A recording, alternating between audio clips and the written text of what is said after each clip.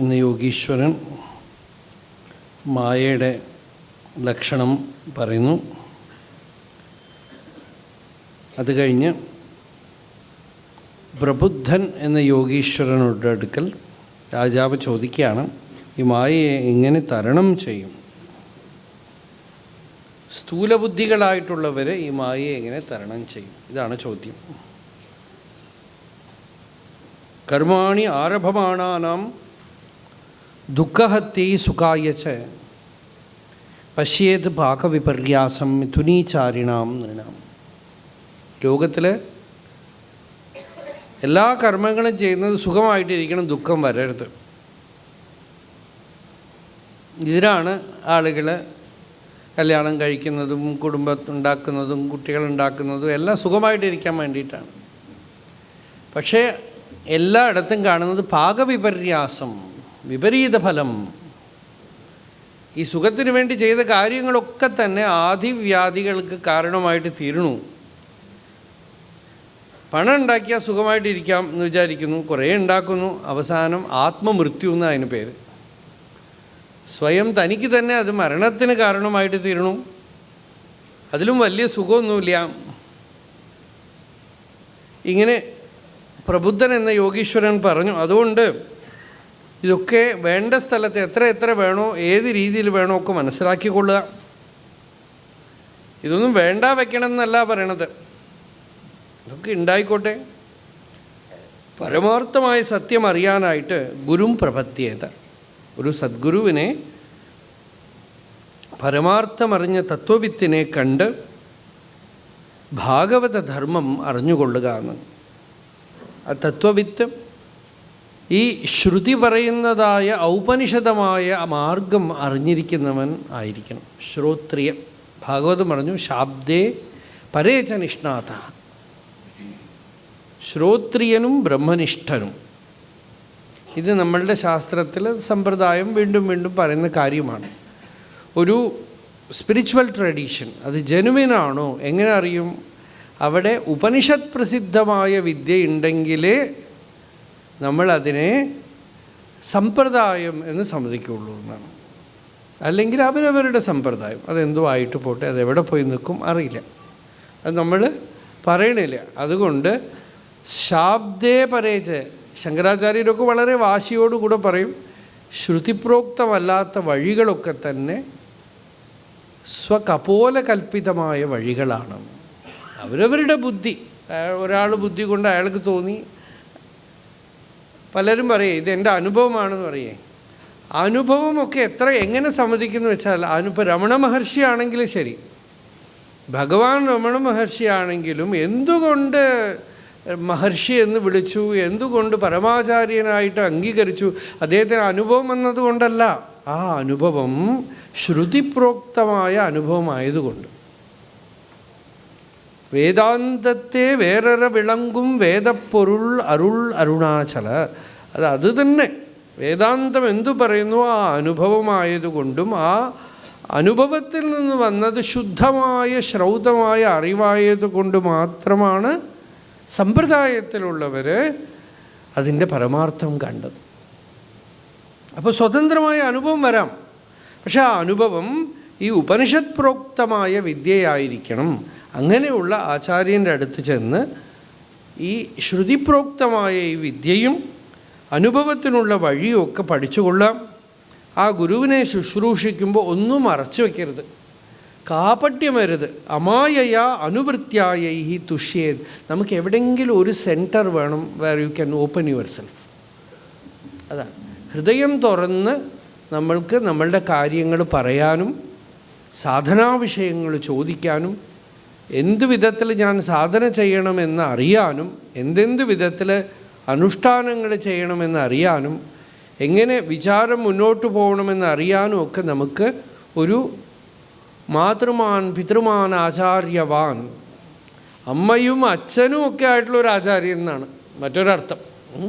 അമ്മയും അച്ഛനും ഒക്കെ ആയിട്ടുള്ള ആചാര്യൻ. ത്വം നഹ പിത യോ നഹ തമസഃ പാരം ദർശയതി എന്ന് പിപ്പലാദ മഹർഷിയെ നോക്കി ശിഷ്യന്മാരൊക്കെ പ്രശ്നോപനിഷത്തിൽ പറയുന്നു.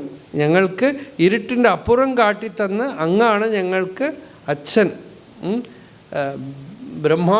ബ്രഹ്മാനുഭവരൂപ ശരീരസ്യ ജനകത്വാത് എന്ന് എന്തോ ഭാഷ്യം വരും. അങ്ങനെ ബ്രഹ്മജ്ഞാനമാവുന്ന ശരീരം തന്നു അതുകൊണ്ട്. അപ്പോൾ അത്തരത്തിൽ ആ ആചാര്യൻ്റെ അടുക്കൽ അമായയാനുവൃത്യായൈഹി തുഷ്യേത് ആത്മാത്മദോ ഹരിഹി. പിന്നെ പറഞ്ഞു സർവതഃ മനസ്സഃ അസംഗം. ഉള്ളിൽ രണ്ടർത്ഥം അതിന്. ഒന്ന്, ഉള്ളിൽ അസംഗം പരിശീലിച്ചുകൊള്ളുക, എല്ലാ വിഷയത്തിനോടും നിസ്സംഗത. മറ്റൊന്ന് എന്താണെന്ന് വെച്ചാൽ സ്വന്തം മനസ്സിനോടെ ഒരു ഡിറ്റാച്ച്മെൻറ്റ്. മനസ്സ് പലതും പറയും, അതൊന്നും കാര്യമില്ല. സംഘം ച സാധുഷു, പുറമേക്ക് സത്സംഗം, ഭക്തന്മാരുടെ സംഘം, വിരക്തന്മാരുടെ സംഘം, ഭാഗവതന്മാരുടെ സംഘം, ശാസ്ത്രജ്ഞരുടെ സംഘം, അങ്ങനെ ഉള്ള സംഘം പുറത്ത്. അകമയ്ക്ക് മനസ്സെന്ത് പറഞ്ഞാൽ അതിനൊന്നും കണക്കാക്കണില്ല. മനസ്സഹ അസംഗം. ഇങ്ങനെ അഭ്യസിച്ചു കൊള്ളാം. അതോടുകൂടെ ദയാ, മൈത്രി, ഇത്തരത്തിലുള്ള ദൈവീ ഗുണങ്ങളൊക്കെ അഭ്യസിക്കാം. സർവത്ര ഈശ്വര ദർശനം അഭ്യസിക്കുക. കുടുംബം, കാര്യങ്ങൾ, ബന്ധുക്കൾ എല്ലാം ഭഗവാന് സമർപ്പണം ചെയ്യുക. ആ മഹാശക്തി നടത്തിക്കൊണ്ടിരിക്കുന്നു എന്നറിയുക. ഇങ്ങനെ ഭഗവാൻ നാഥനായിട്ടുണ്ട് എന്നുള്ള ഭാവത്തോടുകൂടെ ജീവിക്കാം. മനസ്സിന് ശാന്തി ഉണ്ടാവും. സമയം കിട്ടുമ്പോഴൊക്കെ പരസ്പരാനുകഥനം പാവനം ഭഗവദ്യശഃ മിഥോരതി മിഥസ്തുഷ്ടി നിവൃത്തി മിഥ ആത്മനഃ.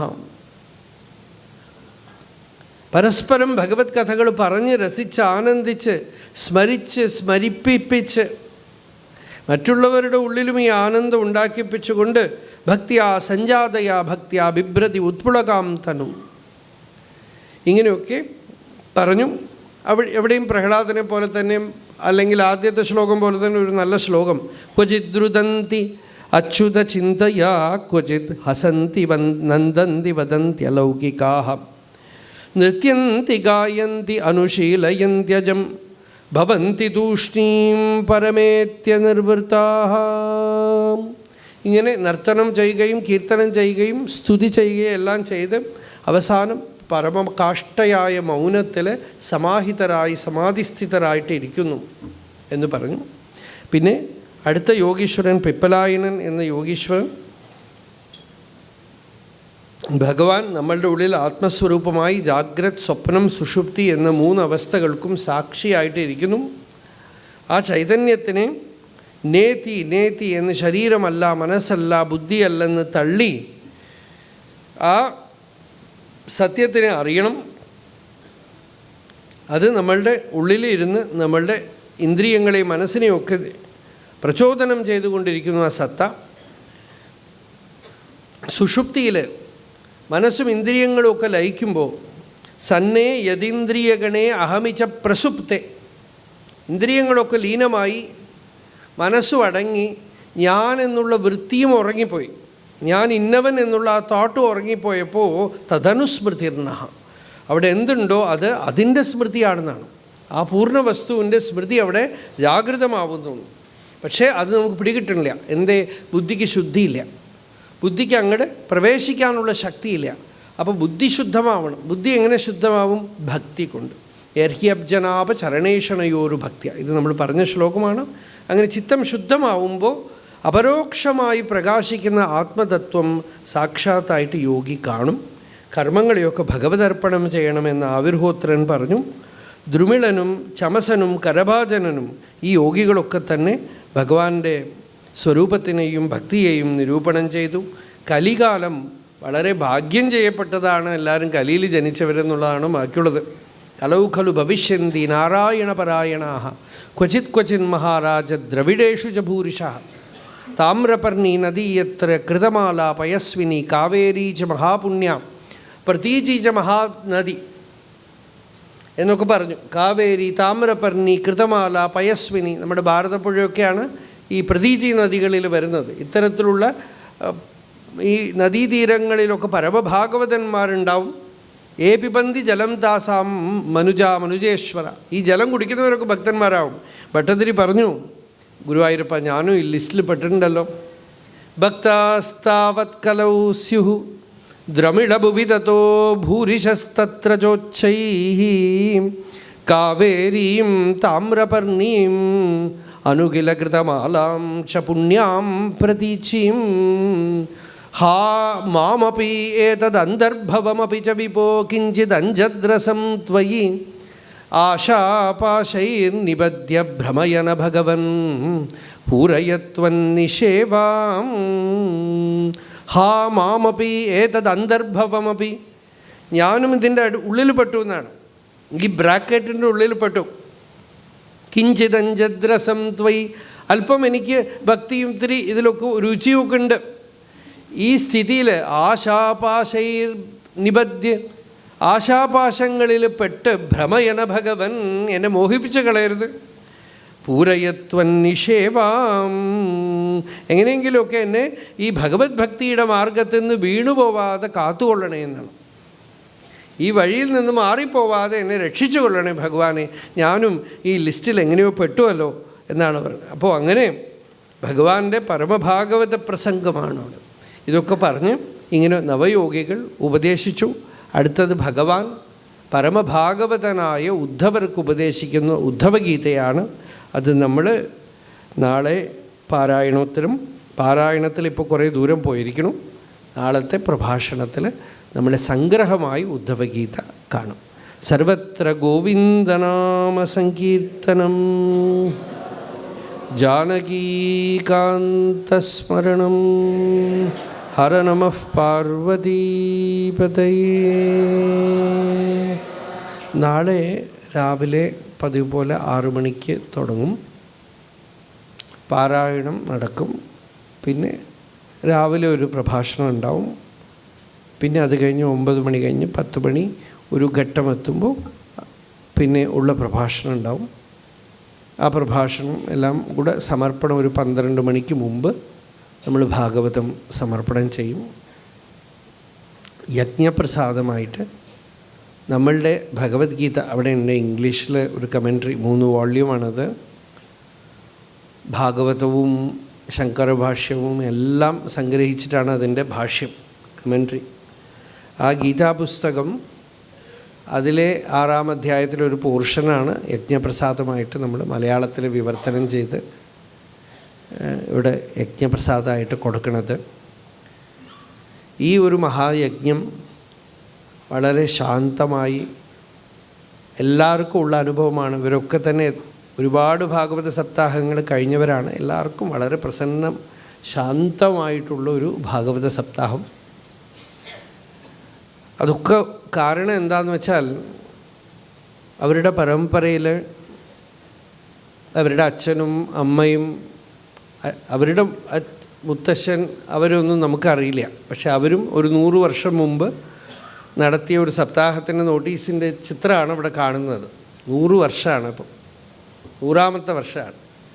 അപ്പോൾ അത് കഴിഞ്ഞ് ഗോപാലകൃഷ്ണ പൈ, ഇവരുടെ അച്ഛൻ, സ്വർണ്ണലതാമ്മ, അവർ രണ്ടുപേരെയും എനിക്ക് ഒരുപാട് വർഷത്തെ പരിചയം. ഒരുപാട് വർഷം ഇവിടെ വന്ന് ഏകാദശ സ്കന്ധവും മറ്റുമൊക്കെ പറഞ്ഞിട്ടുണ്ട്.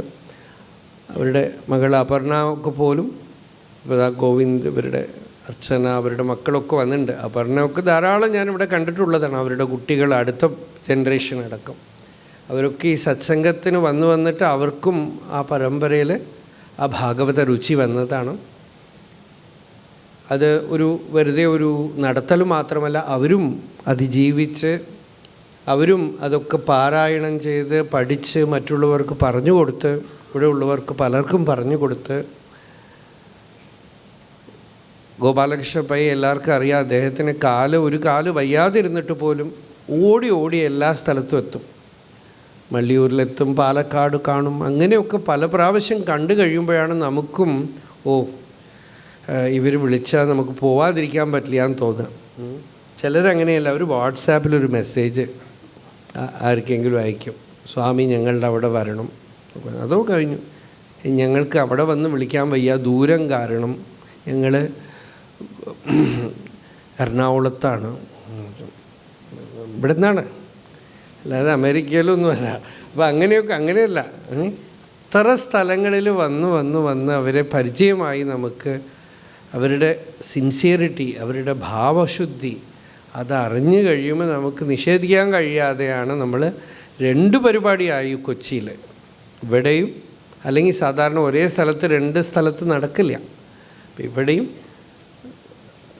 തെക്കേമഠത്തിലും ഇനിയിപ്പോൾ നാളത്തെ കഴിഞ്ഞാൽ മറ്റന്നാളോ വൈകുന്നേരം തെക്കേമഠത്തിൽ ഒരു പേരിന്, കാരണം ഇത്രയും വർഷമായി ഭംഗം വരാതെ നടന്നിട്ടുണ്ട് അവിടെ സത്സംഗം. അതുകൊണ്ട് സൂര്യനാരായണൻ അദ്ദേഹത്തിന് അത് ഭംഗം വരരുത് എന്നൊരു മുടങ്ങിന്ന് വരാൻ പാടില്ല എന്നാണ്. അതൊക്കെയാണ് അവരുടെ ഭാവമേ. ആ ഭാവം അതാണ്. അത് നടന്നത് ഒരിക്കലും വിച്ഛിത്തി വരരുത്. പക്ഷെ വിച്ഛിത്തി വന്നില്ല. അത് തന്നെയാണ് ഇത്. ഒരേ കാര്യം വളരെ ഗംഭീരമായിട്ട് നടന്നു. എങ്കിലും അവിടെ നടക്കുന്ന അതിൻ്റേതായ ഒരു മാധുര്യം ഉണ്ടല്ലോ, അത് ഒരു ദിവസമെങ്കിലുമൊക്കെ നടത്തണമെന്ന് പറഞ്ഞ് മറ്റന്നാളെ വൈകുന്നേരം ഭഗവാൻ രമണ മഹർഷിയുടെ അക്ഷരമണമാലയും അതിൻ്റെ ഒരു പ്രഭാഷണമാണ് തുടങ്ങി വെച്ചിരിക്കുന്നത് നമ്മൾ. അത് ഒരു ദിവസത്തെ പ്രഭാഷണം മറ്റന്നാൾ. ഇപ്പോൾ ഈ സത്സംഗം അങ്ങനെ ആ ഒരു പരമ്പരയാ വന്ന ഭാവത്തോടു കൂടെ നടന്നു. ഇത്ര ഭംഗിയായിട്ട് നടന്നു. നമ്മളെല്ലാവർക്കും കിട്ടിയ ഈ ഒരു നിധി നമ്മളുടെ ഉള്ളിൽ നിൽക്കട്ടെ. നമ്മളെക്കൊണ്ടും ഇനി അവർക്ക് എന്ത് സഹായം വേണം, എങ്ങനെ ഉണ്ട് എനിക്കറിയില്ല. എങ്കിലും നിങ്ങളൊക്കെ അന്വേഷിച്ചിട്ടുണ്ടാവും. എല്ലാവരും അവരവരുടെ കൈങ്കര്യമൊക്കെ ചെയ്തിട്ടുണ്ടാവും ഈ സപ്താഹത്തിന്. ഇത്ര ആളുകൾ ഇത് അനുഭവിക്കാനുള്ള ഒരു സന്ദർഭം ഉണ്ടാക്കി തന്നതിന് അത് ഭഗവാന്റെ പൂർണ്ണ അനുഗ്രഹം. ആയുരാരോഗ്യ സൗഖ്യം എന്ന് ഭട്ടതിരി പറയണില്ലേ, അത് നമ്മളിപ്പോൾ തന്നെ, നാളെ പറയുമ്പോൾ എത്ര സമയം ഉണ്ടാവും എന്നറിയില്ല ഈ തിരക്കിൻ്റെ ഇടയിൽ. അതുകൊണ്ട് ഇപ്പം തന്നെ നമ്മളത് പറയാം. സർവത്ര ഗോവിന്ദനാമ സങ്കീർത്തനം ഗോവിന്ദ. നാളെ ഈ അക്ഷത, നാളെ ഇന്ന് തിരിച്ചു പോകുന്നവർ ആരെങ്കിലും ഉണ്ടെങ്കിൽ ഇന്ന് യജ്ഞാക്ഷത വാങ്ങിച്ചോളാം. അല്ലെങ്കിൽ നാളെ തന്നെ, നാളെ പോകുന്നവർ ഇന്ന് വാങ്ങിക്കേണ്ട. നാളെ രാവിലെ മുതൽ എപ്പോൾ വേണമെങ്കിൽ വാങ്ങി, ആ സമയത്ത് എല്ലാം വാങ്ങിക്കുന്നതാണ് നല്ലത്. സത്യം ജ്ഞാനമനന്തം നിത്യമനാകാശം പരമാകാശം ഗോഷ്ഠപ്രാംഗണരിംഗണലോലമനായാസം പരമായാസം മായാകൽപിതനാനാകാരമനാകാരം ഭുവനാകാരം ക്ഷ്മാനാഥമനാഥം പ്രണമത ഗോവിന്ദം പരമാനന്ദം. ഗോവിന്ദം പരമാനന്ദം ഭജ ഗോവിന്ദം പരമാനന്ദം. ഗോവിന്ദം പരമാനന്ദം ഭജ ഗോവിന്ദം പരമാനന്ദം. കാന്തം കാരണകാരണമാദിമനാദിം കാലഘനാഭാസം കാളിന്ദീഗതകാളിയ ശിരസി സുനൃത്യന്തം മുഹുരത്യന്തം. കാലം കാലകലാതീതം കലിതാശേഷം കലിദോഷഘ്നം കാലത്രയഗതിഹേതും പ്രണമത ഗോവിന്ദം പരമാനന്ദം.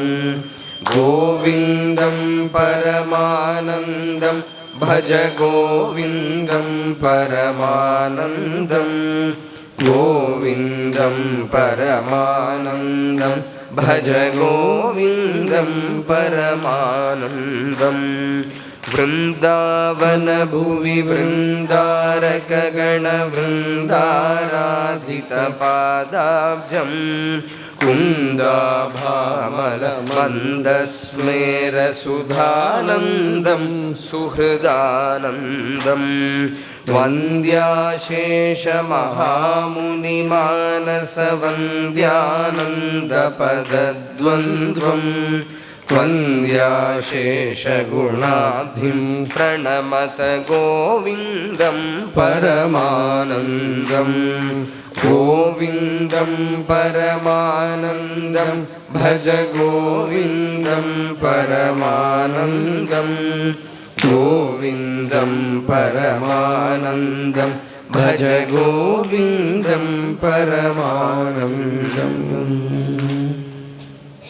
യഥോ മമാത്മാ ഭവസി ത്വമേവ തഥോ ന വാച്യം മമ കിഞ്ചിദസ്തി യഥാ തവേഷ്ടം കുരു മാം തഥൈവ ത്വാമാത്മനാഥം രമണം ഭജ.